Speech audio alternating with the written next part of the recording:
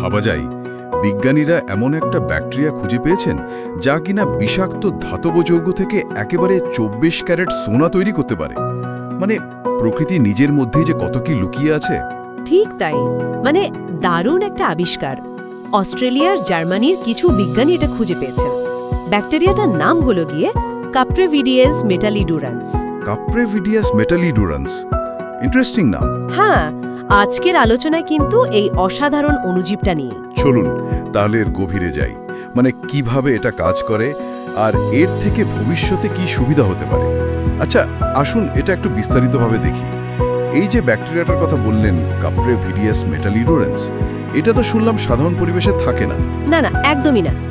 এর থাকার জায়গাটাই বেশ অদ্ভুত, মানে যেখানে প্রচুর ভারী ধাতুর বিষাক্ত যৌগ থাকে, বিশেষ করে ধরুন সোনা বা তামার যৌগ, সেখানে এরা টিকে থাকে।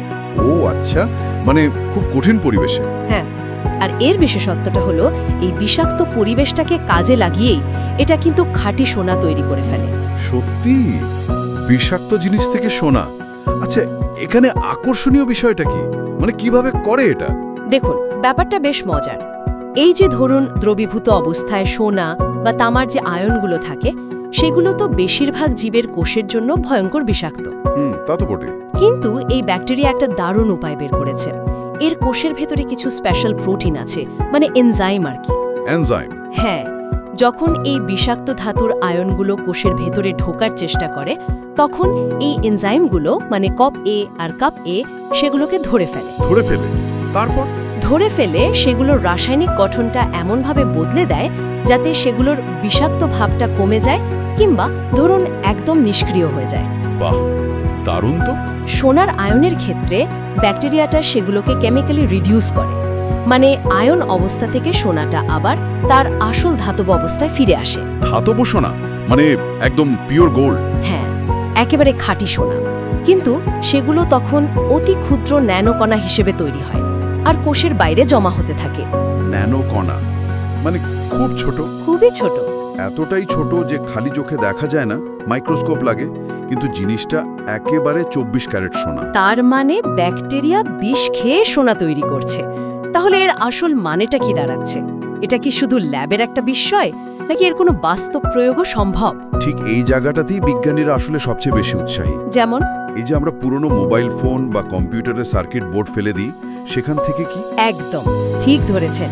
এই প্রক্রিয়াটাকে কাজে লাগিয়ে বায়োমাইনিং বা জৈব খনন পদ্ধতিকে অনেক উন্নত করার সুযোগ আছে। বায়োমাইনিং মানে জীব ব্যবহার করে খনিজ আহরণ? হ্যাঁ, অনেকটা তাই।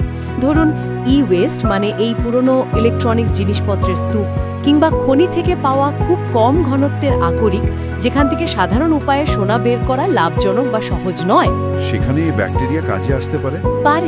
এবং সেটা হবে অনেক বেশি পরিবেশ বান্ধব একটা উপায়। যদি আমরা এটিকে বৃহত্তর চিত্রের সাথে সংযুক্ত করি, তাহলে বুঝবেন এর গুরুত্ব কতটা। পরিবেশ বান্ধব কিভাবে?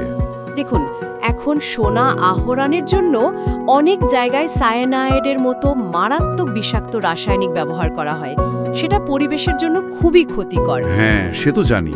তো সেই জায়গায় যদি এই ব্যাকটেরিয়া ব্যবহার করে কাজটা করা যায়, তাহলে তো পরিবেশের উপর চাপ অনেক কমে গেল, তাই না? তা ঠিক।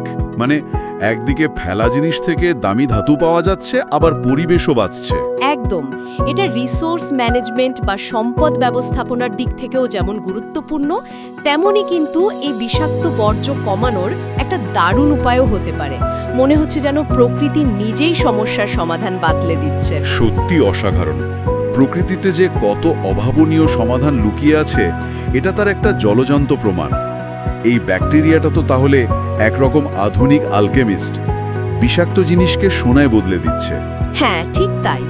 আর এখানেই একটা গুরুত্বপূর্ণ প্রশ্ন চলে আসে, তাই না? কি প্রশ্ন? যে প্রকৃতিতে কি শুধু সোনার জন্যই এমন ব্যবস্থা আছে, নাকি অন্য কোনো মূল্যবান ধাতু অথবা ধরুন পরিবেশের জন্য ক্ষতিকারক কোনো মৌলকে নিষ্কাশন বা নিষ্ক্রিয় করার জন্য কি এইরকম কোনো অজানা জৈব প্রক্রিয়া লুকিয়ে আছে? ভাবার মতো বিষয়।